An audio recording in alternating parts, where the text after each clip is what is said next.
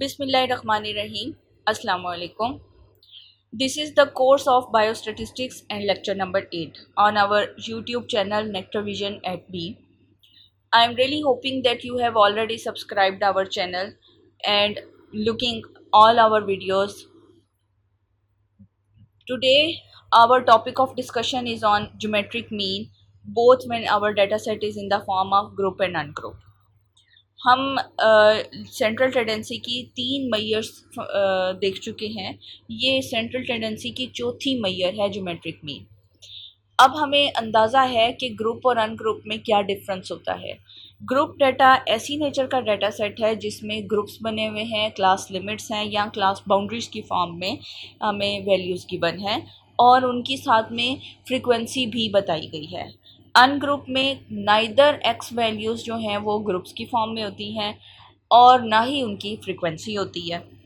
पहले हम एक्सप्लोर करते हैं कि ज्योमेट्रिक मीन अनग्रुप में अगर सॉल्व करना हो तो उसका मेथड क्या होगा और किस फार्मूले से हल किया जाएगा।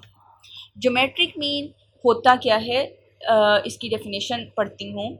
द ज्योमेट्रिक मीन जी से इसको हम डिनोट करेंगे of a set of n positive values x1 x2 up to so on xn is defined as the positive nth root of their product।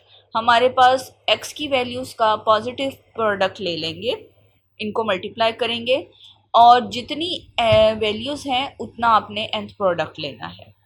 अब इसमें एक लिमिटेशन है। बुक लिमिटेशन क्या है? When n is large the computation of geometric mean becomes laborious as we have to extract the nth root of the product of all the values। Limitation इसकी ये है कि अगर आप सपोज करें कि आपकी n की वैल्यू 50 भी हो, 20 भी हो, 30 भी हो, अगर तो 30 तक आप मल्टीप्लाई करेंगे वैल्यूज़ को और फिर उसका स्क्वायर रूट लेंगे। इसी तरीके से if you have x values up to 50 तो 50 तक आपको प्रोडक्ट करना पड़ेगा, फिर स्क्वायर रूट लेना पड़ेगा। तो ये तो बड़ा हेक्टिक है। हम क्या करते हैं कि इसी फार्मूले का बेस 10 लेते हुए लॉगरिदम ले लें तो ये सिंप्लीफाई हो जाएगा और सिंप्लीफाई होने से हमारे पास ये फार्मूला बन जाता है anti log sum of log of x divided by n. अब ये बड़ा इजी काम हो गया है कि अगर वैल्यूज़ एक्स की 100 तक भी हों तो हम इस फार्मूले के थ्रू इसको बड़ा आसानी से सॉल्व कर सकते हैं। हमारे पास ये एक एग्जांपल है अनग्रुप की। इसमें एक्स की वैल्यूज़ हमें ये बताई गई हैं जो कि 45, 32 अप टू सो ऑन 36 तक है। आपने क्या करना है, हर वैल्यू के अगेंस्ट इसका लॉग ले लेना है। लॉग ऑफ एक्स सिंपली आप अपने कैलकुलेटर से लॉग ले लें। लॉग लेते हुए बच्चों आपने एक चीज़ का ध्यान रखना है, आफ्टर डेसिमल आपने जितने डिजिट्स फर्स्ट टाइम लिए हैं उतने ही डिजिट्स लास्ट तक लें ताकि आपका सम ठीक निकले। आपने इसको सिमेट्रिक वे में ही इक्वल ही रखना है। मैंने अब आफ्टर डेसिमल 4 डिजिट्स अब लिए हैं तो मैंने थ्रू आउट 4 डिजिट्स ही लेने हैं, ठीक है। तो फिर मेरे पास सम लॉग ऑफ सम का जो आंसर आ रहा है दैट इज़ 14.3870। 14.3870 को टोटल नंबर ऑफ़ ऑब्जर्वेशंस, यानी ये मेरे पास 9 एक्स की वैल्यूज़ थी, 9 थी एक्स की वैल्यूज़। मैंने 9 पर इसको डिवाइड करना है। डिवीजन करने से मेरे पास वैल्यू आई है 1.5986 और इसको फिर ये लॉग ऑलरेडी लॉग्ड वैल्यूज़ थी, मैंने इसको एंटी लॉग ले लिया क्योंकि फार्मूले में एंटी लॉग अवेलेबल है ताकि हम इस लॉग को ख़त्म कर सकें। तो मेरे पास ज्योमेट्रिक मीन आ रहा है 39.68। How is it easy to solve the geometric mean by using this formula rather than the above formula which we have already discussed? अब ज्योमेट्रिक मीन को ग्रुप डेटा से फाइंड आउट करने का क्या method होगा? In case of frequency distribution of k classes with midpoints x1, x2 up to so on xk and the corresponding frequencies f1, f2 up to so on fn, the geometric mean is given by। अब हमारे पास geometric mean का formula बनेगा G stands for geometric mean that is equal to anti log sum of log of x divided by sum of f।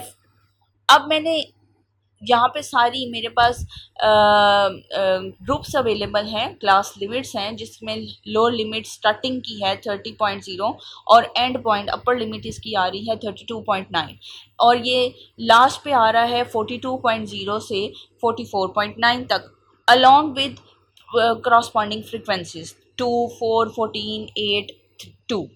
यहाँ तक आपको data set given होता है। Solution के लिए आपको दो कॉलम्स बनाने पड़ेंगे, एक कॉलम क्लास मार्क का और दूसरा column F log of x का। अब मैथमेटिक्स का असूल होता है कि जब आपने फार्मूले को सॉल्व करना है तो आपने हमेशा लेफ़्ट साइड से इसको रीड करना है।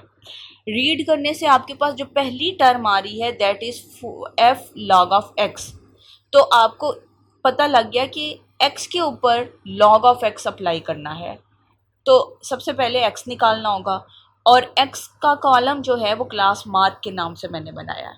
क्लास मार्क, मिड पॉइंट या एक्स, ये तीनों एक ही चीज़ें हैं और ये हासिल कैसे होती हैं, जैसे ही आप इसका अरिथमेटिक मीन ले लेंगे, पहली क्लास लिमिट का आप अरिथमेटिक मीन लें, यानी 30 प्लस 32.9 डिवाइडेड बाई 2, दो वैल्यूज़ को आपने ऐड किया, that's why you have two divided it by 2, तो आपके पास 31.45 आ गया एंड सो ऑन। आपने इसी मेथड को यूज़ करते हुए आपने पांचों क्लास लिमिट्स का क्लास मार्क फाइंड कर लिया।